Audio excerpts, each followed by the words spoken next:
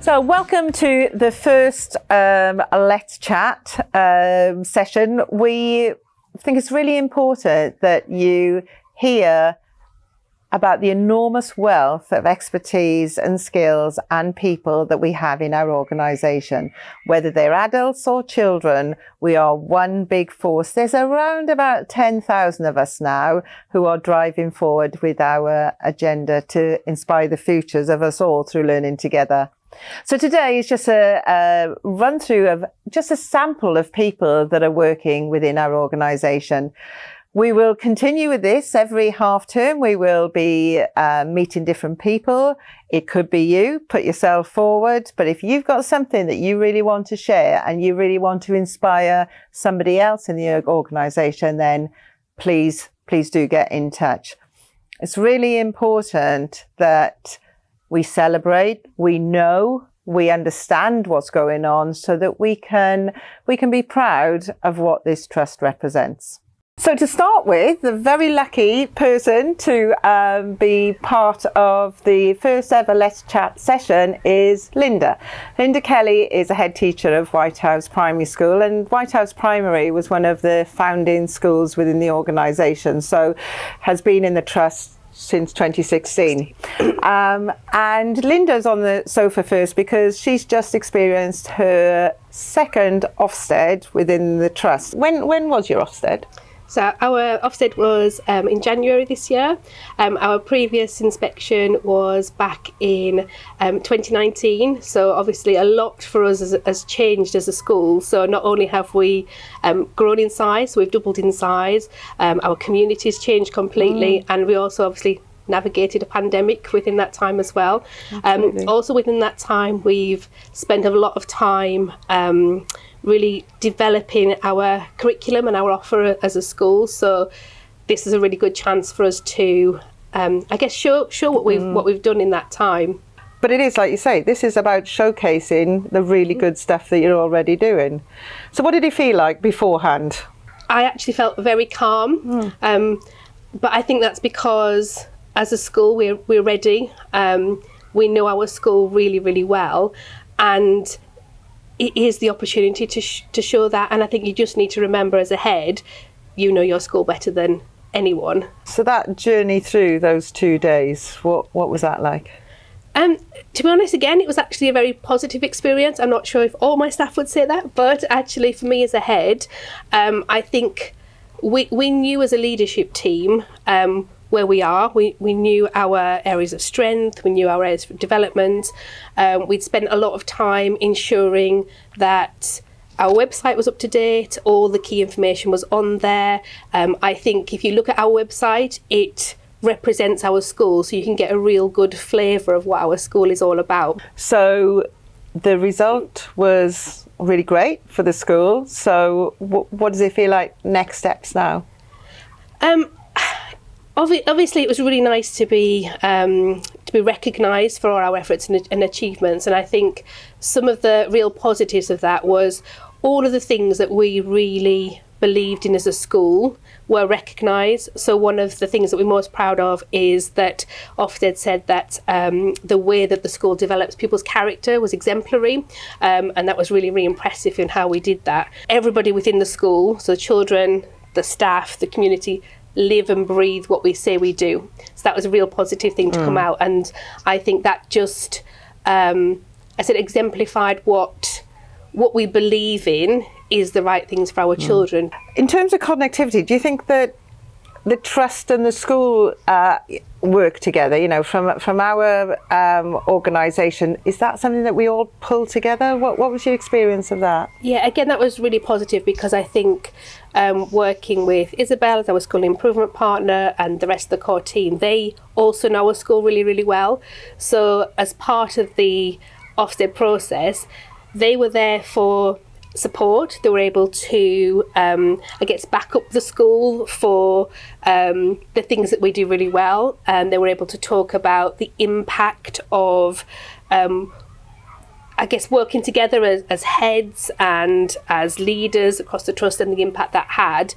But actually having them in with us, working alongside, just gave the team that confidence that there is someone there who has got your back, who also knows, who is in this together. Because although it's our White House inspection, actually it's our IFTL showcasing us all, isn't it? Yes, that was really, again, really positive, and everybody felt really supported by the team that came for both the days, either before the inspection happened and during that time as well. What piece of advice would you give to people, apart from staying calm and relax, and you're not doing this on your own, guys? What bit of advice would you give to anybody that's going to be going through this? I think it's being confident that in yourself, and in your school. If you know your school, your children, your areas of strength and areas for development, then you believe in that. It's not the inspectors that are coming in to make those. It's your opportunity to share what you do, and having the confidence in that is really, really important. Well, good luck to anybody who's got an inspection coming, and keep up the good work, Linda. Thank you. Thank you. My second guest today on the sofa is Michelle Dixon. Michelle is Head of ITT and National Programmes. And wow, that sounds like a pretty long title. What actually do you do? So within ITT, we look at training teachers. So people who are coming into the profession who want to shape the next generation of lives in schools, whether that's coming into the profession to do an undergraduate route or a postgraduate route. What we also do is carry that professional development on. So once they're qualified teachers, support through their ECT years and onwards through professional qualifications like MPQs as well. Why do we do it? Why do we do it? We do it because we want the very best teachers within our trust. We want people who are passionate about the job, and we want people who are trained to a high quality to have that impact on the children's lives. So tell me, you said about undergraduate, postgraduate. What's the difference? Okay, so there might be some people who are wanting to teach but already have a degree from a university, but want to go into teaching. If so, they would take a postgraduate route into teaching. It's a 1 year of study leading to the award of qualified teacher status. There might be some people who don't have their degree but still are desperate to want to teach and will make fantastic teachers. Rather than go off to university to go and do a degree, we do one which is delivered locally.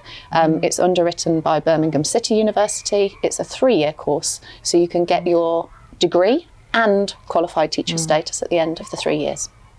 Yeah, because I was in a school yesterday and they were talking about that stream of people coming into the school first to find out what it's like, then doing the teaching assistant work, and then actually aspiring to do that. They could have a family, mortgages, etc. So they could still do this course then? Absolutely. The course is for anyone. So it could be for people who are looking at changing careers.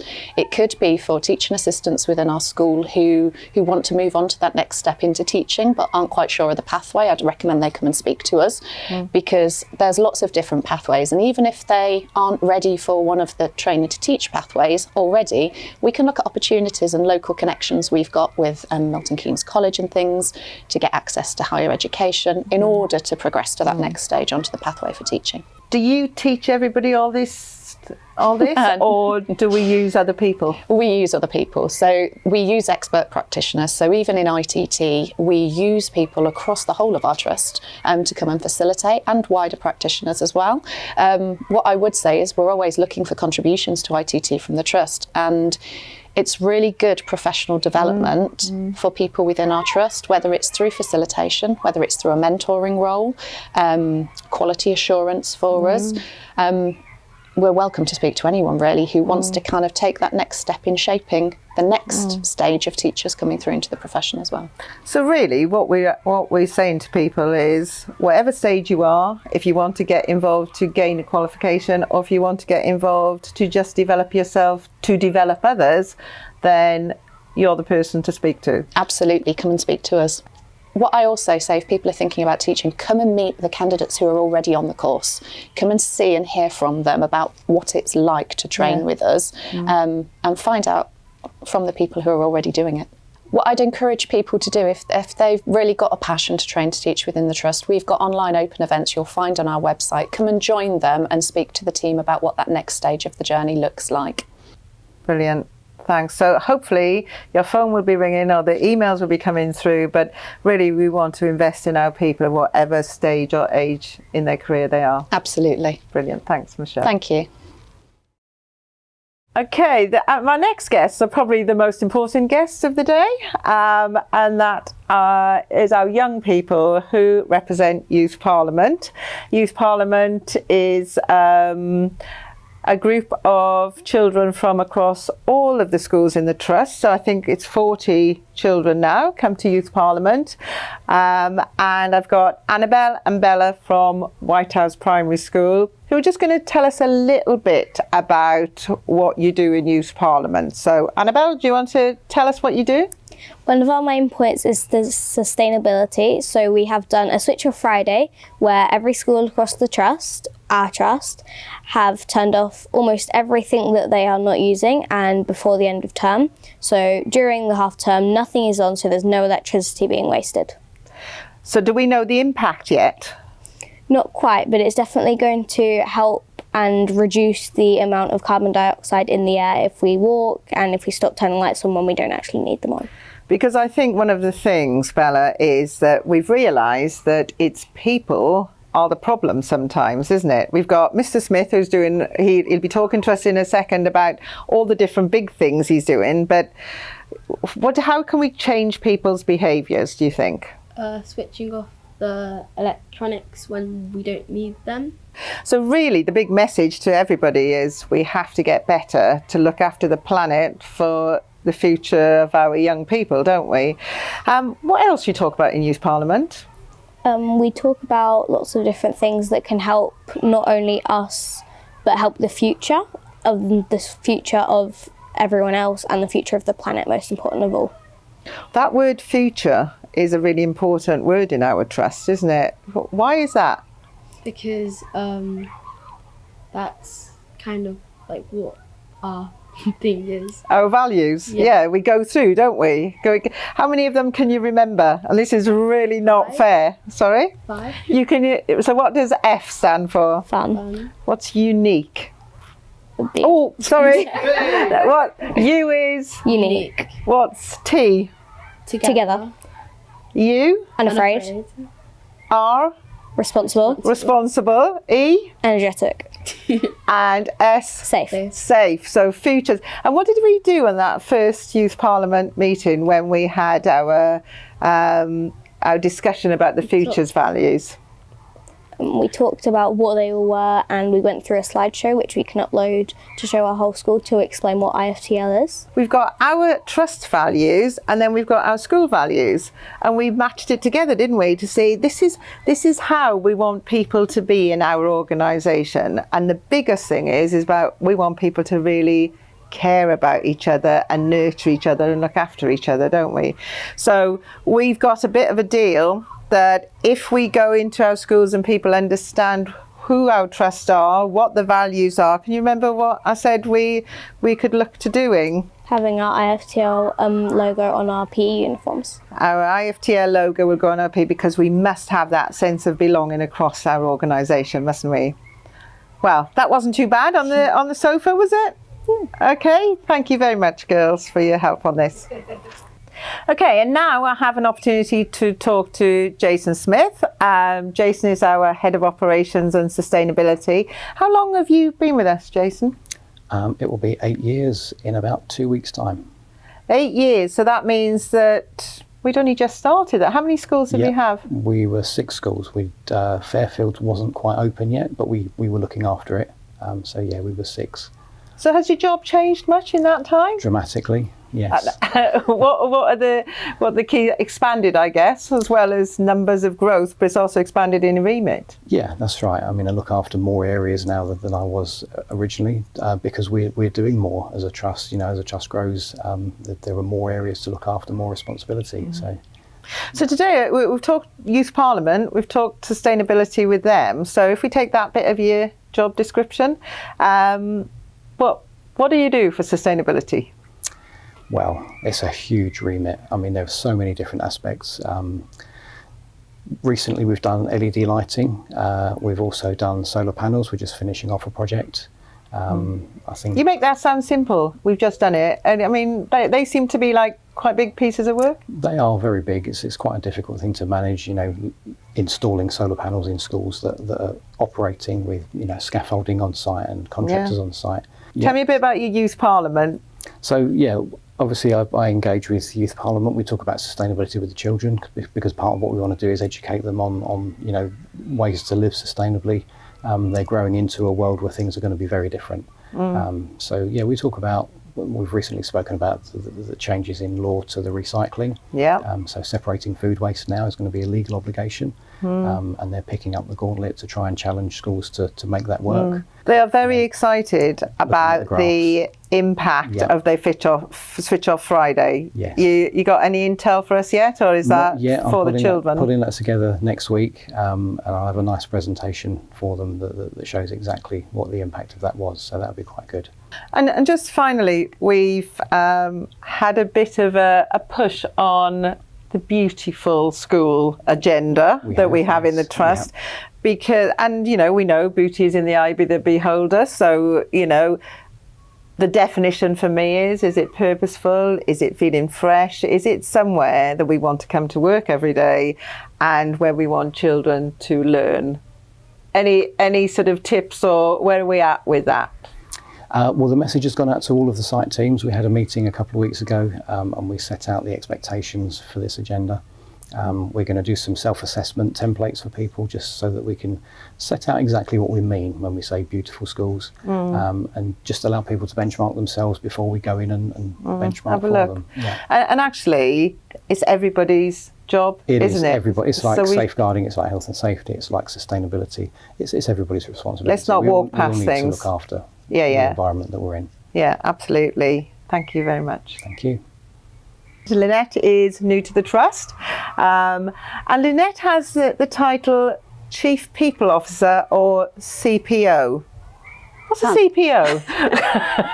Well, so basically, the CPO really looks at the people within the organisation. So all the teachers, all the support staff, and just to make sure that, you know, it's probably a great place to work. But what sort of ideas have you got so that we can really feel bonded, really feel well, really feel energetic? You know, we've just been talking about our futures values, about having fun. How can we translate that? Because it's really hard sometimes. It's day-to-day stuff coming into school. Yeah. What's your ideas? Well, I think there'll be lots of different strategies that can come off that, like wellbeing strategies, and also attracting and retaining people in the trust. So I think with that, we need to really look at what we do really well and maybe what we don't do so well. So I think one of the first things we might do is like do a colleague engagement survey and ask people, so what do our colleagues feel at our trust that we do really well, so we can continue to do those things, and what are the things that we could maybe look at that we don't do so well. You know, what I'll be doing is looking at what other trusts do, alongside the feedback that we get from you know, the survey that we'll send out, and then look at strategies to keep people with us because they want to be with us, because it's a great place to work, and also attract new talent into our trust to you know, to give a great experience for the children. Because I think that's our third driver, isn't it? It's growing the big people in the organisation, because, you know, our vision is to inspire the futures of us all. Yeah. And it's not just, you know, the focus, yes, of course, is on our children, but for our children to have the best deal, we've got to look after the adults and help grow them. So that recruitment and retention piece is crucial. It is, and you know, when you look at that, you know, I think you've had talking to Michelle today as well, haven't you? You know, and we've got great training there for people coming into teaching, and that can be from our internal people and bringing external. But also we've got a great apprenticeship offer, all different kinds of apprenticeships. So not just teaching apprenticeships, but apprenticeships in all different fields that we're going to do a lot more of exploring about, and also, you know, for just development within being in a trust and our trust, then that succession planning and talent management is going to become a big strategy because there's so many more opportunities for people. Yeah, because we don't actually ever want people to need to leave. We've got every age and phase of education. We've got all the different opportunities, whether it's working across schools or within schools. So those opportunities we really need to explore. And the thing I think that probably about 60% of our workforce are not attached to the education side. And what sort of advice or what things can we look forward to if we're more on the professional services side? Yeah, well, we've got we have a great IT offer here. We've got a learning and development offer, finance, HR, so lots of different professions as well as teaching profession. Exactly. But also just for teaching assistants, there's pathways for them, and for people working within the schools, there's opportunities for them to grow as well. So being new, what did it feel like walking through the doors for the first time? You've been to 20 schools now. Probably the last time you went was with your own children. What did that feel like? Yeah, to be honest, I think that's been really eye-opening for me. I've not worked in education before, and visiting all of the schools, having a school tour and meeting all of the heads and meeting some of the children. One of the things that I took away was how hard everybody in those schools was working, how committed everybody was, and the real sense of values. So we've made a good impression on you. Absolutely. Brilliant. Yeah. Thank you.